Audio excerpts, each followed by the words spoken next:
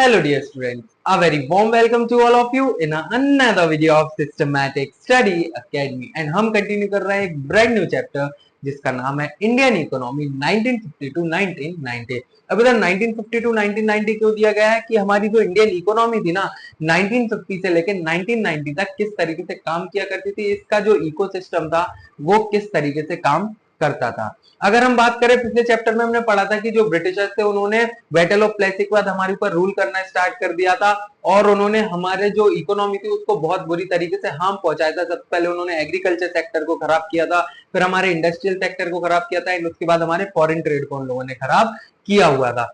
उसके बाद जब बोलते हैं ना कि अगर एक बार रात होती है तो सुबह भी जरूर होती है, सूरज नई उमंग के साथ निकलता है। तो आफ्टर 200 इयर्स हमें क्या मिल गया था, इंडिपेंडेंस हमें मिल गया था और वो कब मिला था, 15 अगस्त 1947 को। इंडिपेंडेंस मिलने के बाद जो हमारा इकोसिस्टम था ना वो बहुत बुरी तरीके से ब्रिटिशर्स ने तबाह कर दिया था। हमारी इकोनॉमी बैकवर्ड हो चुकी थी, अनडेवलप्ड हो चुकी थी एंड हमारी इकोनॉमी बहुत स्टैग्नेंट थी। अब जो हमारी गवर्नमेंट थी इंडिपेंडेंस के बाद, वो गवर्नमेंट के सामने एक बहुत बड़ा चैलेंज आया कि जो जो हालत है हमारी इकोनॉमी को वो किस तरीके से ठीक की जाए। जो हमारा इकोसिस्टम है, क्या इकोसिस्टम को चूज किया जाए कि जो हमारी इकोनॉमी है वो फिर से क्या हो जाए, अंडर डेवलप अनडेवलप्ड से क्या हो जाए, डेवलप्ड हो जाए। तो उसके लिए हमें आगे चल के चैप्टर को कंटिन्यू करना पड़ेगा। क्या इकोनॉमिक रिफॉर्म, क्या इकोनॉमिक पॉलिसीज लेके आई थी हमारी गवर्नमेंट हमारे इंडियन इकोनॉमी को अच्छा करने के लिए, डेवलप्ड करने के लिए, क्या इकोनॉमिक पॉलिसीज थी, उसके लिए हमें हमारे चैप्टर को आगे बढ़ाना पड़ेगा। तो बिना किसी देरी के करते हमारे सेशन को स्टार्ट। So let's start.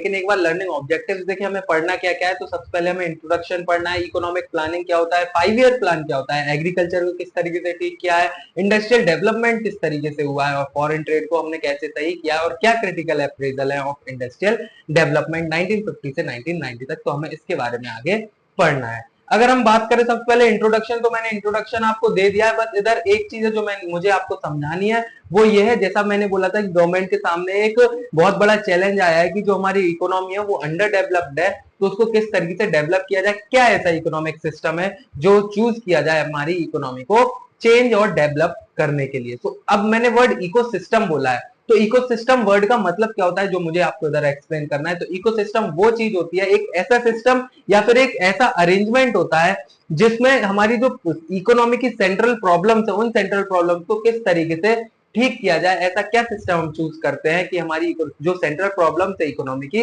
वो ठीक हो जाए, उस सिस्टम को हम क्या बोलते हैं, इकोनॉमिक सिस्टम इधर हम बोलते हैं। तो आई होप इतना आपको समझ में आ गया इकोनॉमिक सिस्टम क्या होता है, क्योंकि एग्जाम पॉइंट ऑफ व्यू से जो एमसीक्यू आ सकता है आपका इस टॉपिक पे कि what is the meaning of economic system. तो इसको इंपॉर्टेंट या स्टार बना लो, इकोनॉमिक सिस्टम क्या होता है।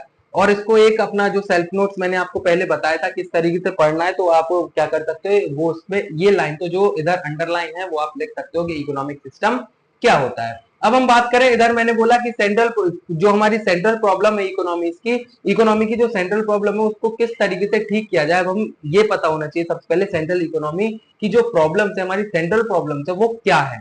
हमें जब सेंट्रल प्रॉब्लम्स के बारे में पता चलेगा तभी तो हम उनको क्या करेंगे, ठीक करेंगे। तो आइए पता करते हैं कि सेंट्रल प्रॉब्लम्स हमारी क्या थी।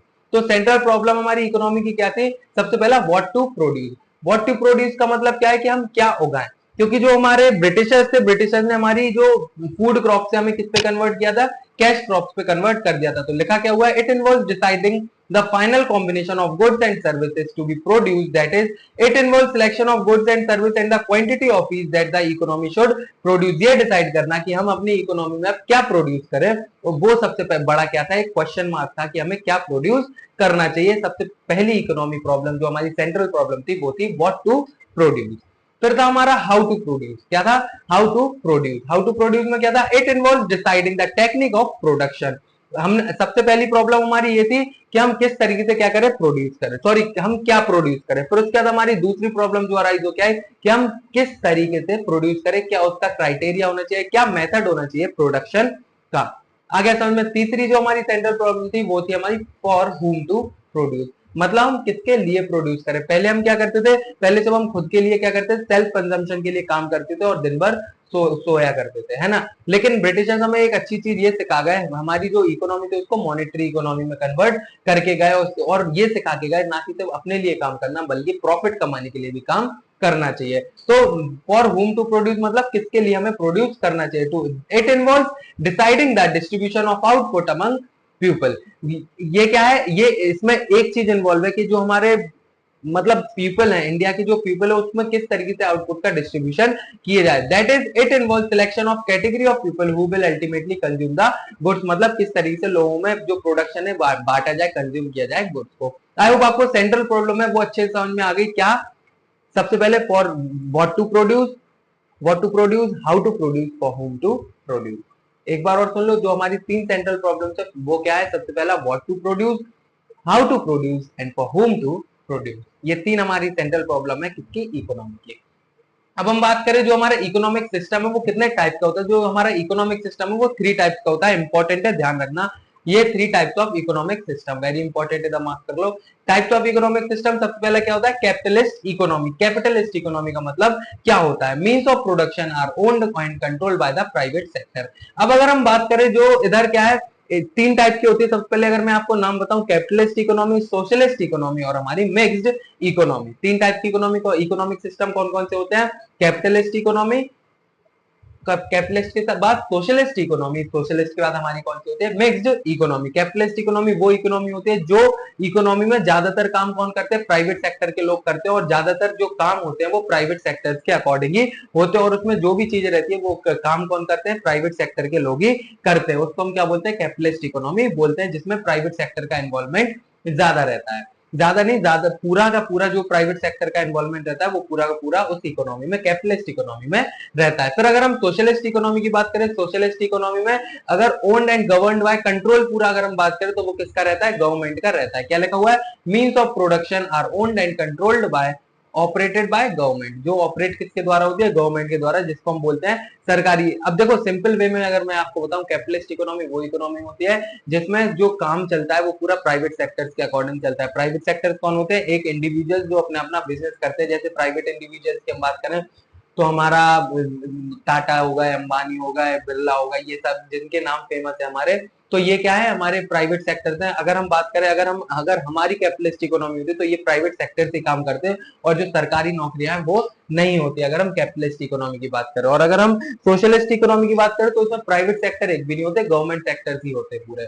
तो उसको हम क्या बोलते हैं, उसको हम बोलते हैं सोशलिस्ट इकोनॉमी। और अगर हम मिक्स्ड इकोनॉमी की बात करें तो मिक्स्ड इकोनॉमी क्या होता है, जिसमें ये दोनों रहते हैं, जो अभी हमारी मिक्स्ड इकोनॉमी है। Both public and private sector are allotted respective roles for solving economic central problem, जिसमें गवर्नमेंट एंड हमारे जो प्राइवेट सेक्टर है दोनों जब मिलके काम करते हैं उसको हम क्या बोलते हैं, हमारी मिक्स्ड इकोनॉमी बोलते हैं। तो I hope capitalist economy, socialist economy and mixed economy आपको अच्छे समझ में आ गया है। एक बार आप क्या करना, वीडियो को पॉज करके सबसे पहले इन हेडिंग्स को रीड कर लेना। देखो एक बात बताऊं, अगर मैं जो इकोनॉमिक्स है ना, इकोनॉमिक्स में रीड करना बहुत जरूरी है, क्योंकि आंसर्स आपके जो होते हैं आपको बुकिश लैंग्वेज में लिखना पड़ते हैं। तो जब तक आप चीजों को रीड नहीं करोगे आपको अच्छे से समझ आ जाएगा, लेकिन अगर जब तक आप आंसर्स को लिखोगे नहीं, सॉरी बुक को रीड नहीं करोगे, तब तक आप बुकिश लैंग्वेज में आंसर्स को नहीं लिख पाओगे। इसलिए मैं आपको इकोनॉमिक्स में बोलता हूँ कि चीजों को रीड करना, चैप्टर को रीड करना बहुत इंपॉर्टेंट है। जैसे मैं आपको पढ़ाता जा रहा हूँ, आप वीडियो पॉज करके इजीली क्या कर सकते हो, उनको रीड कर सकते हो, क्योंकि बहुत इंपॉर्टेंट है इकोनॉमिक्स में रीड करना। फिर चॉइस इज योर्स, आपको जैसे पढ़ना है आप वैसे पढ़ सकते हो, सजेशन देने का मेरा काम था, ठीक है। अब अगर हम बात करें हमारा कैपिटलिस्ट इकोनॉमी के बारे में, पूरा आप रीड कर सकते हो, सोशलिस्ट इकोनॉमी के बारे में बात कर सकते हो, एंड हमारा मिक्स्ड इकोनॉमी। अगर मैं मिक्स्ड इकोनॉमी के बारे में आप बात करूं तो मिक्स्ड इकोनॉमी हमारे लिए इंपॉर्टेंट है, क्योंकि जो हमारी गवर्नमेंट थी, गवर्नमेंट ने चूज क्या किया था, गवर्नमेंट ने चूज किया था हमारी मिक्स्ड इकोनॉमी को। A mixed economic system refers to a system in which the public sector and the private sector are allotted their respective roles for solving the central problems of the economy। इसमें public sector और private sector दोनों साथ में आते हैं, central problem जो economy की central problem है उनको सॉल्व करने के लिए। In mixed economy, the government and the market together solve 3 central problems: what to produce, how to produce, and for whom to produce। इन तीनों जो हमारी इकोनॉमी सिस्टम है, इन तीनों में फोकस किस पे, what to produce, how to produce, for whom to produce के बारे में हमारी इधर बात की जाएगी। मोटिव भी हमारा वो है, ये तीनों इकोनॉमी। लेकिन जो ब्रिटिशर्स थे, सॉरी जो गवर्नमेंट थी, उन्होंने चूज क्या करी थी, मिक्स्ड इकोनॉमी चूज की थी। The private sector provides whatever goods and services it can produce well, and the government provides essential goods and services with the market fails to do. समझ आया? तो हमारी मिक्स्ड इकोनॉमी ये थी, simple थी, जो अगर आगे चल के हम पढ़ने वाले हैं, जिसमें देखो आगे लिखा भी हुआ है, India adopted the mixed economy. Mixed economy क्या होती है? मिक्स्ड इकोनॉमी वो इकोनॉमी होती है जिसमें गवर्नमेंट और प्राइवेट सेक्टर दोनों मिलकर जो प्रॉब्लम थे इकोनॉमी को उनको सॉल्व करते हैं, उसको हम क्या बोलते हैं? Mixed economy. और इंडिया ने भी क्या अडॉप्ट किया था? मिक्स्ड इकोनॉमी को ही अडॉप्ट इधर किया हुआ था। अब after the freedom, leaders of independent India like Jawaharlal Nehru was confused with regard to economic system to be followed in India. क्या है? जो हमारे फ्रीडम के बाद जो लीडर्स थे इंडिपेंडेंट इंडिया के, जैसे हमारे Jawaharlal Nehru, were confused with the regard to economic system. वो कंफ्यूज थे कि इकोनॉमिक सिस्टम किस तरीके से चलाया जाए। सबसे पहले क्या लगेगा? Some leaders were in favour of socialist economy. कुछ लीडर्स क्या थे? फेवर में थे सोशलिस्ट इकोनॉमी के। हर सारा कुछ किसके पास दे दो? सारा कुछ जो अथॉरिटी है किसको दे दो? प्राइवेट सेक्टर्स को ही दे दो, कुछ लोग बोल रहे थे। However, in a democratic country like India, complete dilution of private ownership was not possible. हमारी जो इंडिया कंट्री है उसमें प्राइवेट ओनरशिप पूरी तरीके से पॉसिबल नहीं थी, as was possible in case of former Soviet union. Soviet union जानते हो क्या होता है? सोवियत यूनियन हमारा रशिया को हम बोलते हैं Soviet union. Capitalist economic system did not appeal to Jawaharlal Nehru, our first prime minister, as under this system there would be less chances for improvement in quality of life and majority of people। जो government में हम अगर बात करें, जो हमारी government, अगर हम सोशलिस्ट इकोनॉमी को चूज करते तो आप तभी जानते हो कि जो गवर्नमेंट रहती है, गवर्नमेंट में लोगों का पर्सनल कुछ नहीं रहता है, तो जो काम चलता है ना गवर्नमेंट सेक्टर्स में बहुत ही स्लो चलता है। और अगर गवर्नमेंट पूरी तरीके से सोशलिस्ट इकोनॉमी को चूज किया जाता तो इसमें लोग अपने फायदे के लिए काम तो होता नहीं उसमें, है ना। तो जो काम लोग काम करते ना, तो वो पूरी ईमानदारी से काम वहां नहीं करते और इतनी अच्छी तरीके से डेवलपमेंट इधर नहीं हो पाता है। फिर as a result mixed economy with best features of both socialist and economy, socialist and capital economy was adopted by Indian economy. In this view, India would be a socialist economy with a strong public sector, but also the private property and democracy. अगर हमने mixed economy choose किया था तो हमारी Indian economy क्या बन गई थी? सोशलिस्ट सोसाइटी बन चुकी थी, एंड जो स्पेशल पावर्स होती है प्राइवेट सेक्टर में वो भी अडॉप्ट कर ली गई थी। सो हमारे पास प्राइवेट प्रॉपर्टी भी थी एंड हमारे पास फुल डेमोक्रेसी भी थी। सो इंडिया ने फाइनली चूज क्या किया? मिक्स्ड इकोनॉमी को इधर चूज कर लिया था। अब बात आती है इकोनॉमिक प्लानिंग की। जो हमारे लीडर्स थे उन्होंने किस तरीके से इकोनॉमिक प्लान को बनाया था। After adopting mixed economic system, the next important step for the government was to revive the poor backward stagnant economy inherited from the British rule. जो हमारे मिक्स्ड इकोनॉमिक सिस्टम को अडॉप्ट करने के बाद दूसरा जो स्टेप था गवर्नमेंट के पास, नेक्स्ट स्टेप वो ये था कि जो पुअर और बैकवर्ड स्टैग्नेंट इकोनॉमी है उसको किस तरीके से अपने पैरों पर खड़ा किया जाए, जो पूरी तरीके से बर्बाद हो चुकी थी। उसके लिए उन लोगों ने क्या, अगर हम बात करें क्या पॉलिसीज वो लोग लेके आए, क्या रिफॉर्म्स लेके आए, हमें उस चीज के बारे में बात करना है जो ब्रिटिशर्स ने हमारी इकोनॉमी को तबाह कर दिया था। उन्होंने मिक्स्ड इकोनॉमी सिस्टम तो अडेप्ट कर लिया था, अब क्या और इन्होंने रिफॉर्म्स लेके आए, हम उसके बारे में बात इधर करेंगे। सबसे पहला, for the development of Indian economy it was necessary for the government to plan for the economy as economic planning. सबसे पहले गवर्नमेंट को एक प्लान बनाना पड़ेगा कि इकोनॉमी को किस तरीके से काम किया जाए इकोनॉमी में, तो उसको हम क्या बोलते हैं? इकोनॉमिक प्लानिंग हम इधर बोलते हैं। Economic planning can be defined as making major economic decision what, how and for whom to produce, जो हम जब से पढ़ते हुए आ रहे हैं, by the conscious decision of determinate authority on the basis of service. देखो ये पूरे पॉइंट्स आप पढ़ लेना। इधर जो मेन पॉइंट है आपका वो ये, the industrial policy resolution of 1948 and the directive principle of Indian constitution assigned a leading role to the public sector. क्या हुआ है? जो हमारी एक जो हमारा इंडियन पॉलिसी रिजोल्यूशन एक बनाया गया जिसमें जो हमारे डायरेक्टिव प्रिंसिपल थे कॉन्स्टिट्यूशन के, और उसमें एक लीडिंग रोल प्रोवाइड किया गया किसको? पब्लिक सेक्टर को। पब्लिक सेक्टर को एक लीडिंग रोल प्रोवाइड किया गया। प्राइवेट सेक्टर वो also encourage to be a part of the plan effort. मतलब जो हमारे डायरेक्टिव प्रिंसिपल से, directive principle of state policy जिसको हम बोलते हैं कॉन्स्टिट्यूशन ऑफ इंडिया में, तो हमारे पब्लिक सेक्टर को क्या किया? लीडिंग रोल प्रोवाइड किया गया और प्राइवेट सेक्टर से ये बोला गया कि आप भी क्या करो, आप भी अपना पूरा योगदान दो, और उनको इनकरेज किया गया कि जो प्लान के में जो एफर्ट्स लगा रहे थे तो वो प्राइवेट सेक्टर्स को भी इनकरेज किया गया कि आप भी पूरी तरीके से क्या दो? साथ दो।